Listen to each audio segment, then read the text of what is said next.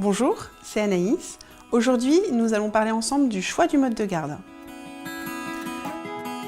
Alors, le choix du mode de garde, ça fait partie des grandes questions que se posent les futurs parents pour moult raisons. La première raison, c'est que la plupart du temps, vous avez l'impression que ce sont des informations qui sont très difficiles à avoir. Vous avez aussi souvent l'impression que vous ne trouverez pas le mode de garde qui sera adapté à votre façon de vivre. Vous avez souvent aussi l'impression que ça va vous coûter horriblement cher. Mais moi, je voudrais rajouter quelque chose. C'est que le mode de garde, c'est la première étape de séparation avec votre enfant et que ça, c'est pas rien. Ensemble, on va voir les différentes catégories de modes de garde. Il existe deux grandes familles.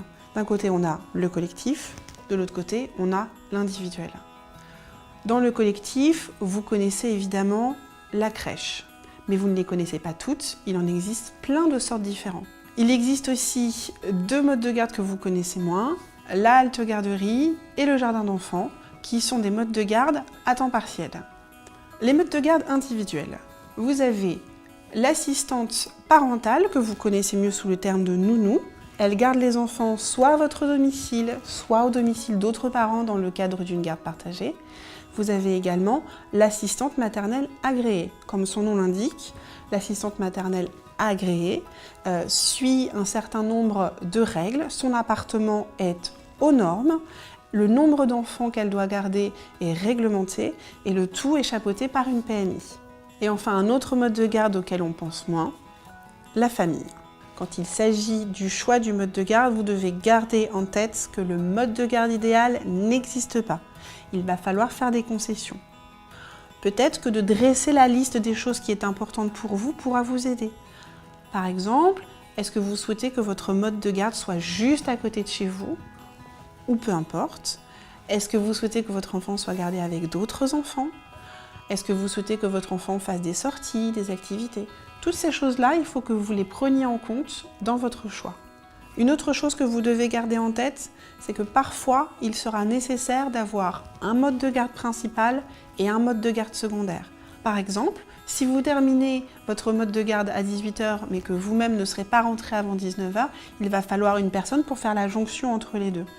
Il est important aussi de garder ce mode de garde secondaire en cas de pépin de la vie. Par exemple, si votre enfant est malade, peut-être qu'il ne sera pas accepté sur son mode de garde. Peut-être que votre assistante maternelle prendra des congés et à ce moment-là, il faudra bien quelqu'un pour garder votre enfant. Nous allons maintenant voir ensemble quelles sont les différentes étapes pour bien choisir votre mode de garde. La première étape, c'est surtout de s'y prendre à l'avance. Il n'est jamais trop tôt. Ensuite, vous allez regardez ce qui existe autour de chez vous. Attention, ça change énormément d'une région à une autre. Troisièmement, restez ouvert d'esprit. Les places sont rares. Peut-être que vous n'aurez pas le mode de garde que vous souhaitiez initialement. Quatrièmement, rapprochez-vous des structures parce qu'elles ont vraiment les informations principales sur tous les modes de garde qui existent autour de chez vous. Et de la même manière, vous pourrez leur demander comment ça se passe pour tout ce qui est financement et déduction d'impôts. Et le dernier conseil, c'est on ne lâche rien. Même si vous avez un refus, continuez à appeler. Au moins une fois par mois, on se souviendra de vous. Merci de nous avoir suivis. N'oubliez pas de vous abonner à la chaîne Doctissimo Maman et à très bientôt pour de nouvelles vidéos.